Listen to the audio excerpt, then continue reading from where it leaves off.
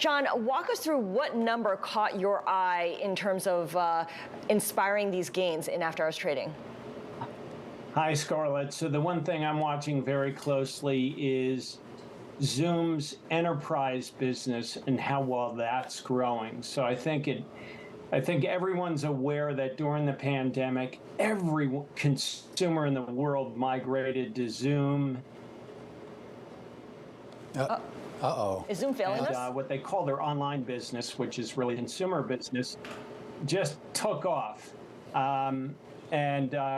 Really right now, all eyes are on the enterprise segment because that going forward in the future is where the growth is going. John, kind of explain the differences. I mean, on the surface, it kind of makes sense here, but give us a sense here of why that enterprise business can be the financial salvation for this company in the way that the consumer business can't be. Why?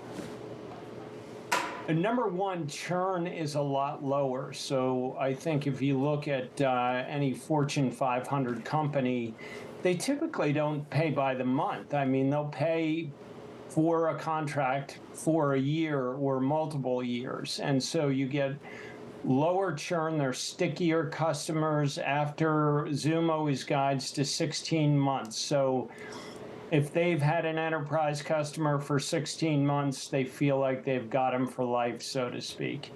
And so there's greater stability. And again, obviously these are larger paying accounts, right? Because you're paying for multiple seats in these big companies. I think the downside, Romaine, is that as you hit periods of higher unemployment, and if we begin to see the unemployment rate tick up, you could see some seat loss there.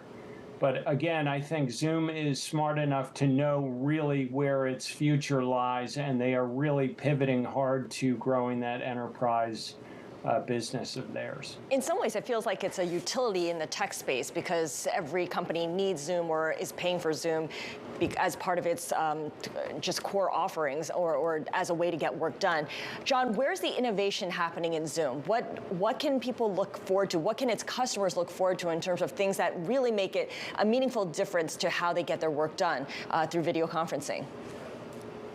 So I'm going to start with the thought, Scarlett, that I think UCaaS in general, and that is unified communication. So think video apps, think collaboration, think chat, and email, all integrated together. The evolution of that is just, I think, on the cusp of real innovation over the next 5 years. And I think companies like Zoom, which are leaders in the video, certainly in the video meeting space, are going to drive that innovation.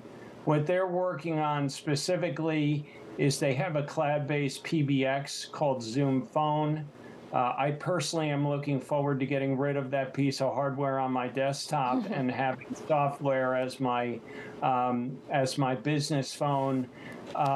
They have Zoom Meet, which basically allows you to take a laptop from your desk into a meeting room and seamlessly connect within the room, and there are certainly feature enhancements that enhance what's called the telepresence, or the feeling that even if you're on video, you almost feel like you're in the meeting room itself.